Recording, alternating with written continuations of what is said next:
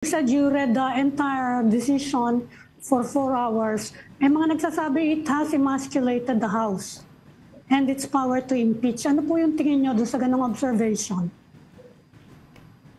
Ang impression ko, mas mahirap na ngayon mag-impeach at saka parang each step of the way pwede mong itakbo sa Supreme Court kasi pati daw yung evidence na ipapasa mo sa Committee on Justice dapat daw substantial enough to prove the charges. Pagdating sa ganun, who will decide kung substantial enough? You will always now go to the Supreme Court. Kaya nga kahit nung hindi ko pa nabasa yung decision, nung na-interview ako na hindi ko pa nabasa, ang sabi ko, dapat mag-ingat ang court dito kasi they themselves are impeachable officials. Yeah.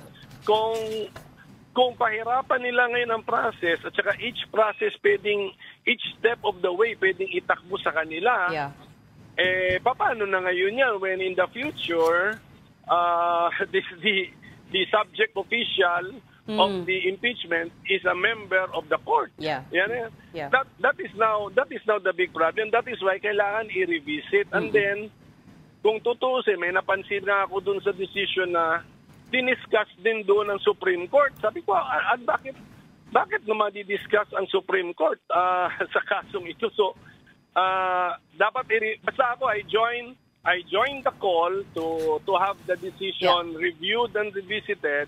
And then I'm glad the House of Representatives filed a motion for reconsideration para formally na mabuksan ang pag-revisit sa decision. Kailangan aralin ng mabuti kasi mabigat pong implications ito sa future. Hindi lang natin siguro nakikita ngayon, but mabigat po sa future po. Yeah. That's